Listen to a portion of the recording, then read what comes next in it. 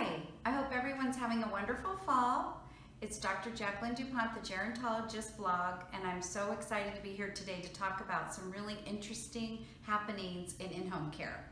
First, I want to talk about this Wall Street Journal article written on October 2nd by Claire Ashbury. She had a wonderful article about the bond between a caregiver and a patient, is her title, and how immigrants are taking on the role of caregiver more and more in America, which I couldn't agree more with.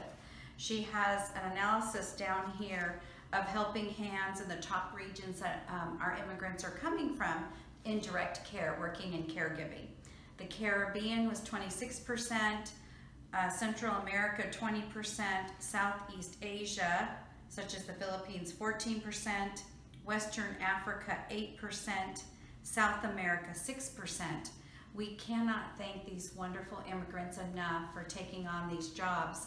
And you know, it's not always having perfect English the best criteria for being a caregiver. It's having a heart.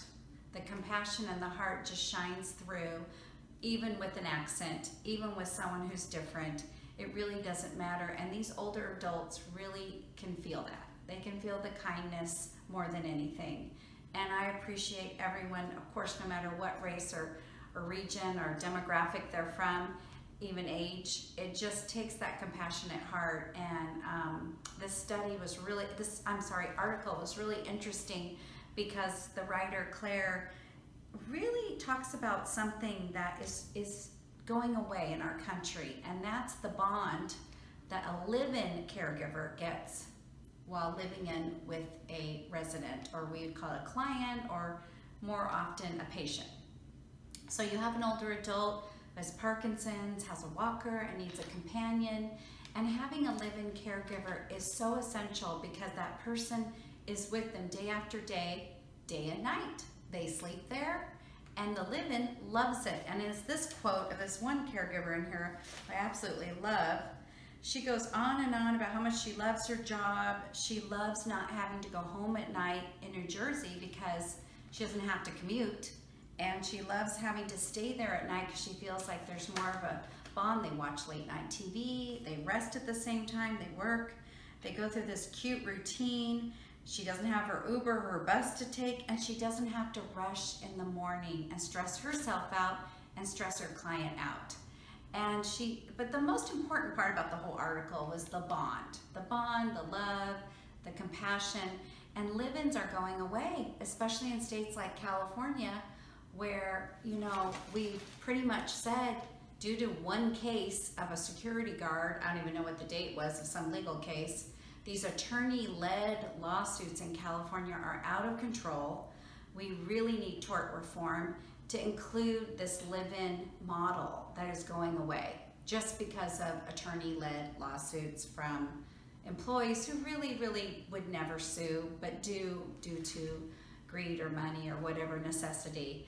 And the live-in model just isn't, you don't hear about it, you don't see it anymore in California. Basically, you do have to pay 24 hours a day. Otherwise, you really cannot have a live-in, quote unquote. You can't even call them a live-in. They're under wage order 15 in California, but boarding care or assisted living can have live-ins. We call that wage order 5 live-in. And a wage order 5 caregiver is a caregiver who lives in but is allowed a sleep exemption. Although if you have residents that get up at night, you probably need someone awake. But if you don't, you can have a sleeping live-in. And having 2 live-ins, or 3 or 1, whatever your model is, they really do bond with the residents that live at that facility. And there is a difference in the care. And as long as they're good with time management and taking breaks throughout the day, breaking each other, that's so critical, and not getting burned out, the model is wonderful. So I applaud Claire, you know, taking on the task of interviewing many caregivers, many who are immigrants, many who aren't, just to find out why this model works out so well. And I hope we can have some tort reform and just some support for in-home care in America so people can live at home and not pay $15,000 to $20,000 a month for this care that they need, but instead pay, still a lot. It's still live-ins, you probably, when you pay for so many hours, up to 16 hours, you give them sleep time, it's still going to be a lot, but it's going to be more doable to live at home and age in place. And right now it's not. So it's sad that this article really isn't pertinent anymore, but hopefully we can see change. One point that Claire, the author, does not analyze is the fact that older adults that are aging at home don't want shift care. They really are resistant to 8-hour shifts, which is what we've gone to due to this live-in debacle, this crazy, we can't do it, it's not legal in California or wherever. So sadly, they have to have 8-hour shifts, which is not fun, or 2 12-hour shifts but still pay overtime. Now some states are better to age in, Arizona, Utah, they just have better laws that protect the caregivers. They can work 12 hours without overtime, and the seniors can have them longer. California isn't one of those states. It has a strange 9-hour limit for a caregiver to get paid straight pay.